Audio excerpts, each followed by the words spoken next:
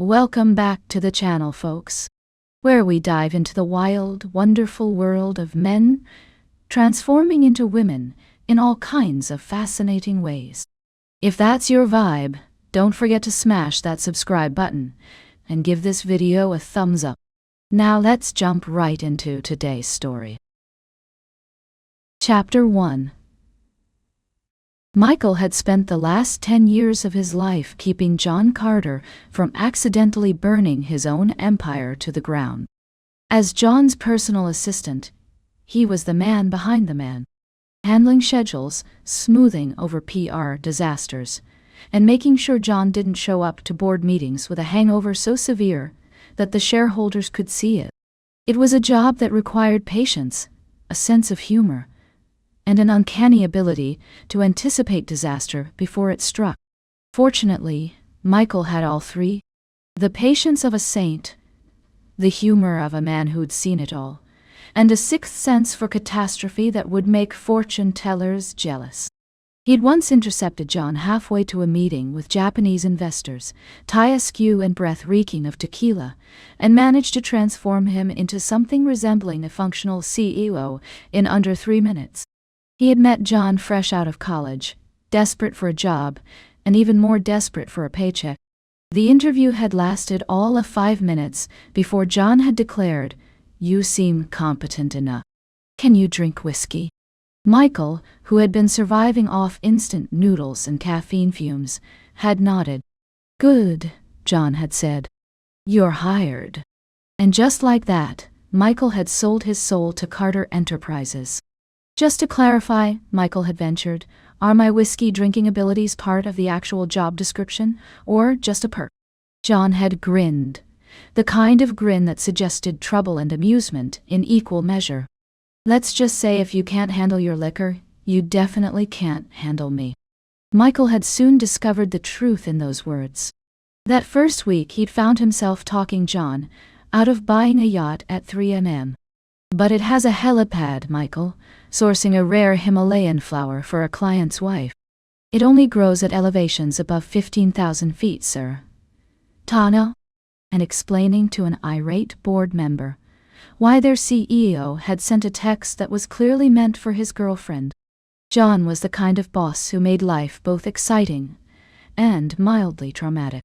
He was brilliant, but reckless, charming but completely incapable of using a calendar, and he had the attention span of a goldfish on speed. If Michael didn't remind him to eat, the man would probably starve. "I had lunch yesterday," John would protest when Michael appeared with sandwiches. "That was Thursday. It's now Saturday," Michael would reply, sliding the plate across the desk. "Your body requires sustenance more than once, every 48 hours. It's this thing called being human. You should try it sometime." But despite all that, John was more than just a boss. He was family. Michael's own parents had died when he was in college, leaving him with no siblings, no close relatives, and a deep-rooted belief that the universe had a twisted sense of humor. He had been alone, drowning in grief and student loans, until John and Claire had more or less adopted him. It had started gradually, John inviting him to business dinners, Claire making sure he ate something that wasn't processed garbage. Before Michael even realized what was happening, he was spending holidays with them, getting unsolicited life advice from Claire Toll. Being bullied into wearing sweaters, she claimed, brought out his eyes. "That shade of blue makes you look less like a corporate zombie," she'd say, tossing yet another cashmere sweater at him. "Besides, don't you ever get tired of looking like you're attending a funeral for your personality?" "My personality is alive and well, thank you," he'd retort. "It's just been beaten into submission by your husband's schedule." "Oh, please," John would chime in from across the room. "If it weren't for me, you'd be working at some soul-crushing megacorp, wearing the same tie 5 days a week, and dreaming of retirement at 65. Instead, I work for you, wearing whatever Claire throws at me, dreaming of the day you learn how to use Outlook. Dreams are for the uninspired, Michael. I prefer happy accidents." Is that what we're calling the Stuttgart incident now? A happy accident. We agreed never to speak of Stuttgart again. Somewhere along the way, he had stopped being just an employee and had become part of their lives. Which brought him to today. He had been summoned to John's office, never a good sign. The last time that had happened, John had nearly bankrupted a subsidiary because the CEO had insulted his golf swing. He said I had the form of a drunken giraffe. John had fumed. A drunken giraffe, Michael. I was a junior golf champion 3 years running. In middle school, Michael had reminded him. And that doesn't justify selling off their R&D department to a competitor. So when Michael stepped inside and saw not only John, but also Claire sitting there, he knew something was up. His internal disaster alarm was ringing so loudly, he was surprised they couldn't hear it. Claire smiled at him, that warm but slightly mischievous smile that usually meant she was about to ask him for something outrageous. Like pretending to be her cousin to get into an exclusive spa. That was one time she'd protest whenever he brought it up. And admit it, you enjoyed the mud bath. I enjoyed the free champagne. The mud made me feel like I was being slowly digested by the earth. Michael, John said, leaning back in his chair. Before we say anything, just know that we trust you more than anyone. Michael raised a brow. That's either a compliment or a warning. Claire chuckled. A little of both. The last time you two tag-teamed me like this, I ended up impersonating a Ukrainian oil tycoon at the governor's ball. Michael said, crossing his arms. I still have nightmares about that accent. Your Viktor Petrovanovich was inspired, John insisted. Even the Russian ambassador was convinced. He asked me about my summer home in Odessa. And you handled it beautifully, Claire added with a grin. Though maybe next time, fewer details about the fictional hunting dogs.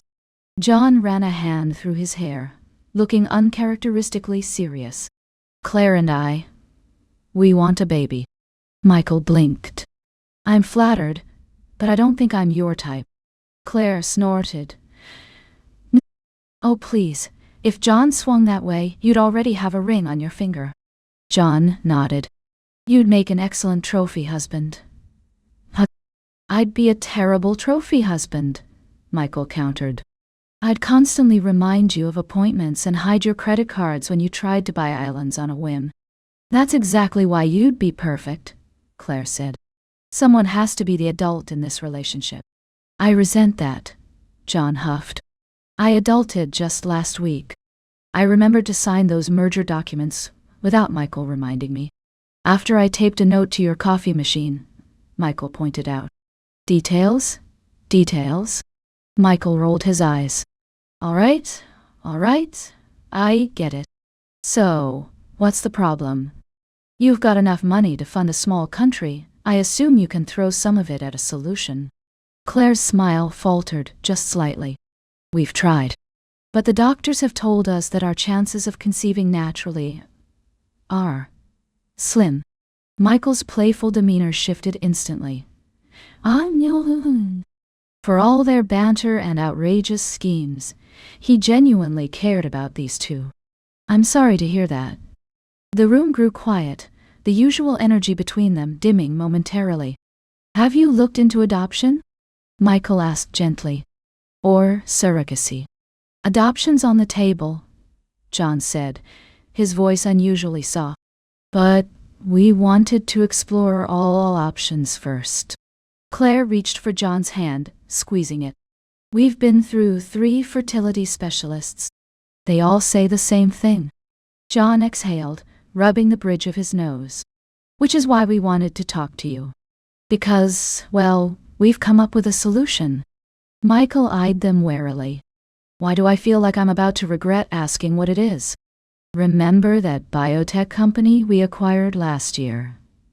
John asked, a hint of his usual mischief returning. GenX, the one that's been making those medical breakthroughs in cellular regeneration. Michael's stomach began to sink. Please tell me this doesn't involve experimental procedures that haven't been approved by any regulatory body in existence. Not entirely unapproved, John hedged. Oh, God.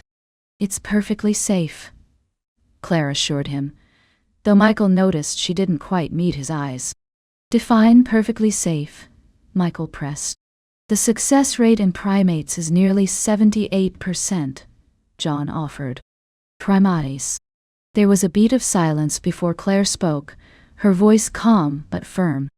We want you to become a genetically and physically transformed version of me, and carry our baby. Michael's brain short-circuited. His mouth opened, then closed, then opened again.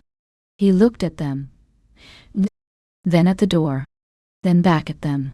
His thoughts raced through every possible response. Laughter, inappropriate anger, justified but unproductive, or simply walking out, tempting but cowardly. And then, with a completely dumbfounded expression, he said the only thing that came to mind. I'm sorry, what? Chapter 2.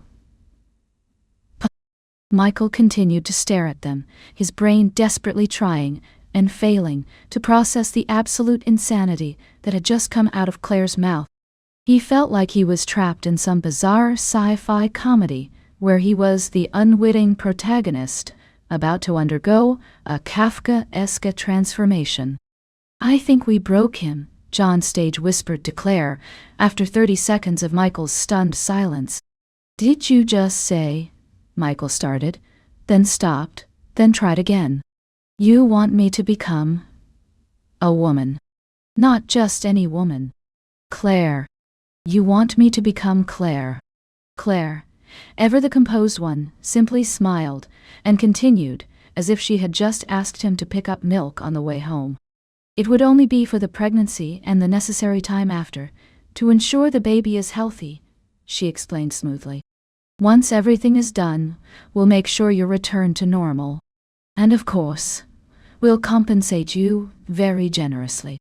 Just think of it as the ultimate temp job, John added helpfully. Except instead of covering someone's desk, you're covering, well, their entire physical existence. Michael shot John a look that could have curdled milk. That's not helping.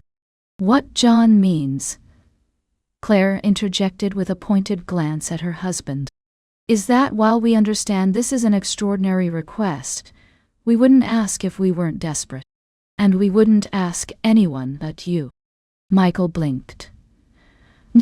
Define very generously. John smirked.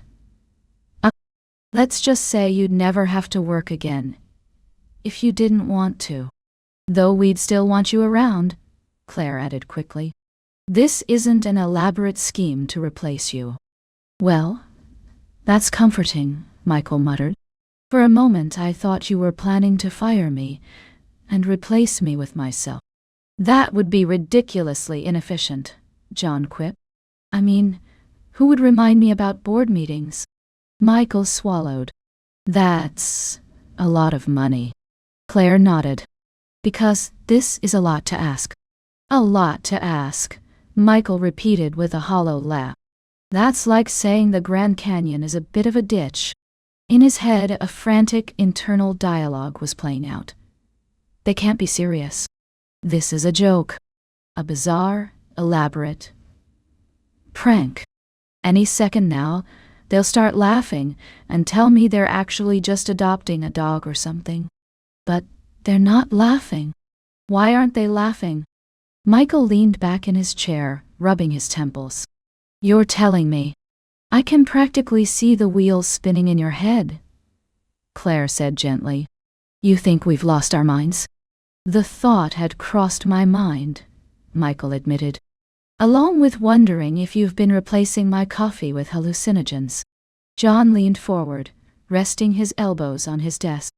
Look, we know this is insane, but we've thought it through. The technology exists, and it's safe. We can pay for the procedure, hell. We've already spoken to the specialists. They can alter your genetics and physically transform you into a younger version of Claire. You'd be her, just in your 20s, the same age you are now. So I'd be like Claire 2.0. Claire, the next generation? Michael asked, hysteria creeping into his voice. More like Claire, the prequel, John replied with a grin. All the Claire sass but with fewer crow's feet. Claire smacked her husband's arm. Really, John? What? You're gorgeous for your age. Dig up, honey. Dig up. Fine. Michael let out a sharp laugh. Oh, well, when you put it like that, it sounds completely reasonable. Why didn't you lead with, hey Michael, want to be Claire but younger and prettier? Claire rolled her eyes. Michael, No, hang on, Michael interrupted, holding up a hand. You want me to become you. A perfect replica, just younger. Get impregnated. Carry your baby for 9 months. And just live life as your long-lost daughter until I pop out your kid. John and Claire exchanged a glance. Well, yes, John said, as if it was the most obvious thing in the world. When you say impregnated, Michael continued, his voice climbing an octave, you mean IV? How? Claire said quickly. We'd use John's contribution and my eggs. The procedure would all be done clinically. Oh, thank God. Michael exhaled. For a second there I thought this conversation was about to get even more awkward. Please, John scoffed. I may be desperate for a child, but even I draw the line at impregnating my personal assistant, regardless of what form they're in. You know how to make a guy feel special, boss, Michael deadpanned. Michael rubbed his face. And what happens to Michael? For cover purposes, Michael will be taking an extended leave of absence to look after his ailing grandmother, Claire said smoothly. Meanwhile, our long-lost daughter will be settling into life with her parents. And this long-lost daughter suddenly appears because... We've got that covered, John said. You'll be Claire's daughter from a teenage relationship. Teenage relationship, Claire exclaimed. I was a perfect angel as a teenager. Fine. Early college fling, John amended. You gave the baby up for adoption, and now she's tracked you down. It happens all the time on those reality shows. Michael stared at her. You've really thought this through. Claire shrugged. Pity. I like to be prepared. Understatement of the century, Michael muttered. So I become your daughter, carry your baby. And then what? I just change back and return to my life like nothing happened. Essentially, Claire nodded. Though of course, we'd need to explain your absence. Hence, the ailing grandmother. My grandparents are all dead, Michael pointed out. Details. John waved dismissively. The point is, you disappear for a while, and when you come back, no one would be the wiser. Except that I'd have memories of being pregnant with my boss's baby while looking like his wife, Michael countered. That's not exactly something you forget over a weekend. Think of the stories you could tell, John said, wiggling his eyebrows. Well, not tell, obviously. But you'd have the most unique life experience of anyone in the world. Oh, joy, Michael replied dryly. Just what I've always wanted, to be a medical anomaly. You'd be helping create a miracle, Claire said softly. Our miracle. Michael felt a pang in his chest at the raw emotion in her voice. Damn them for playing the emotional card. Michael let out a long breath, his mind racing.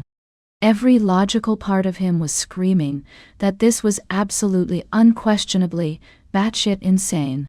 And yet, he looked at John and Claire, the closest thing he had to family.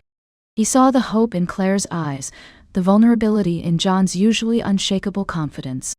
They weren't just asking him to do something crazy. They were asking him to help them build a family. Am I really considering this? He thought frantically. Have I finally lost my mind after years of John's chaotic influence? What about, Michael gestured vaguely to his body. The whole experience of being a woman. I'd have no idea what I'm doing. I'd help you, Claire assured him. Every step of the way. And the physical aspects. The procedure adapts your consciousness to the new body, John explained. You'd still be you mentally, but with all the instinctual knowledge that comes with the physical form. That sounds horrifyingly vague, Michael muttered. You've seen how I walk in heels, Claire offered with a slight smile.